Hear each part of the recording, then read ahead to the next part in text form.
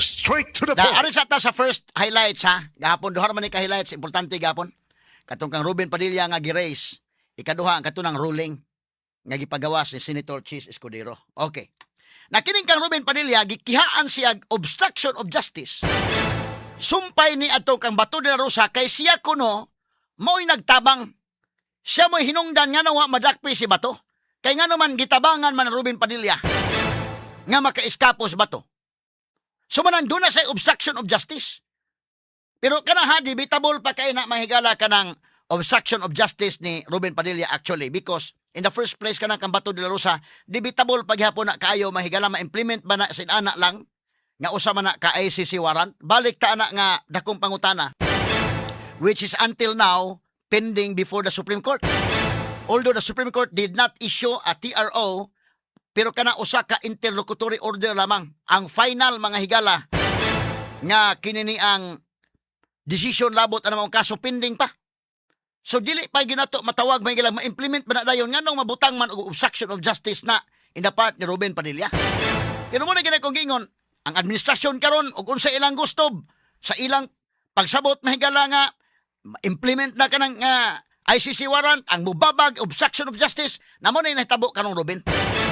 So karon may pagawas man si Boyeng Rimulya og pamahayag nga kini kuno si Ruben Padilla wa mo tubag sa iyang kaso diha sa ombudsman. Now kung dili ko ka mo tubag og dunay kaso, that means imong gi-waive ang imong rights to submit your counter affidavits to controvert the allegations dito sa mga complaints. And that will be considered as a waiver in your part. Kawa magkamutubag ni isnab magka. Bati kay nang paminawon sa balaod nga imong giisnab ang balaod, labaw tanan, bati paminawon may galas katawhan sad nga moingon wala din niya panumalinga, yala nagipasagdan na niyang kasong Ruben Padilla. Straight to the point. Ipasakaag kaso iyang giisnab ang ombudsman. Mao man ay pamahayag ni Boyeng Rimulya. Pero giklarong Ruben wa in town nitubag in town ko. So on record nitubag ko mo nang isulti si Ruben Padilla kagahapon sa iyang habig sad mga sukit ti paminaw ato paminawon ha. Kini niya pamahayag ni Ruben Padilla atong aron niya atong mahagpat. Okay, sige kuno dong names. Okay. Mr. Aplaska. Okay. Kani. Basahin ng napakaigsing manifestasyon po. The gentleman may proceed with his manifestation. Maraming salamat po. A'udhu billahi minash shaitanir rajim. Bismillahirrahmanirrahim. Alhamdulillah rabbil alamin. Aming mga kasama, ako po'y humihingi ng paumanhin sapagkat dito pong nakaraang linggo, lumabas po sa mga balita na may aligasyon na ako daw po ay hindi sumusunod sa batas.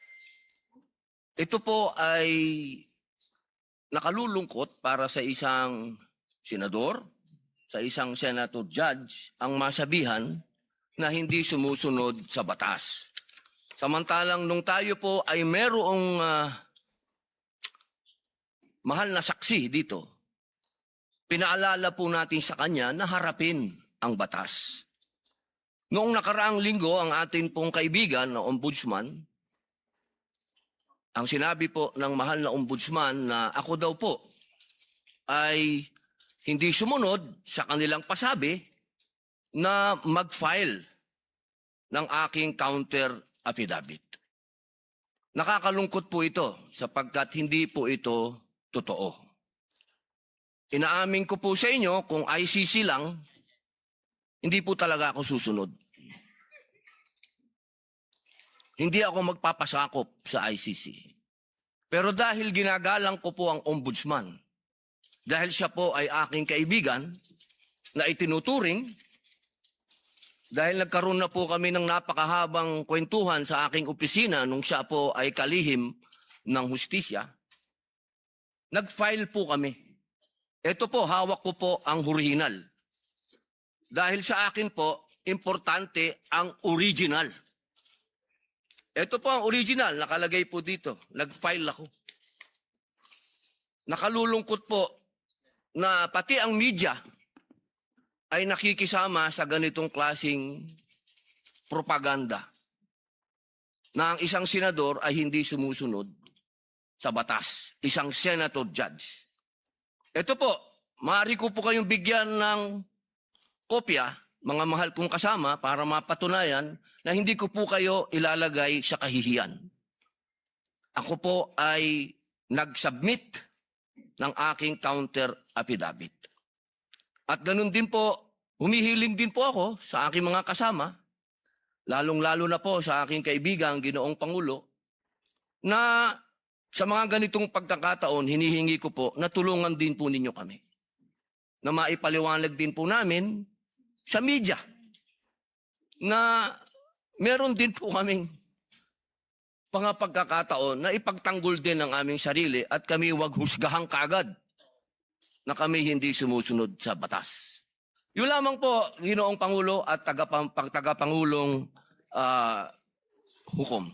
Okay, pause dong. Pause kamay. Atong i-discuss. Okay. Now, kini mga higalang pamahayag ni Senator Ruben Padilla, para niya, importante gini kayo. Although lahi po mahigala ang pagsabot ni Erwin Tulfo, napoy punto baya sa Erwin Tulfo mga higala, pero kining kang Ruben Padilla doon na po sa punto, nga iyang ipasabot, unsay kamatuoran, nga dili tinuod na nga wala mahigala niya tubagang ombudsman. Kaya mo man yung wa mo sunod sa balaod. Nya, concern ka as senator judge, concern ka sa imong integrity as a senator judge. So niining puntuha, way labo tong uban nga mga naglambigit about kang Ruben hawa na nako to sunda tong uban. But kini nga punto, doon na mga higalay punto sa Ruben Padilla nga iya ning gi-manifest. Nga naman, ang integrity niya as senator judge maapektaran man kung dili niya ilinaw, dili niya tin-aon kanang maong pasangil ni Boying Remulla mga higala sa ombudsman. Nga wa motubag siya, wa sa musunod sa balaod.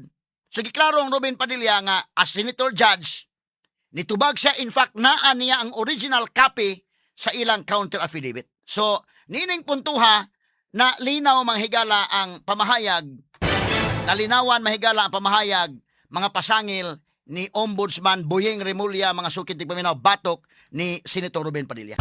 Straight to the point. Sakto ba si Ruben Padilla, ana, ang tubag sakto siya, nga iyang gi-manifest? Ano man, importante man, kuan man ka, kanana ang concern man ka sa imong integrity, Senator Judge ko ka.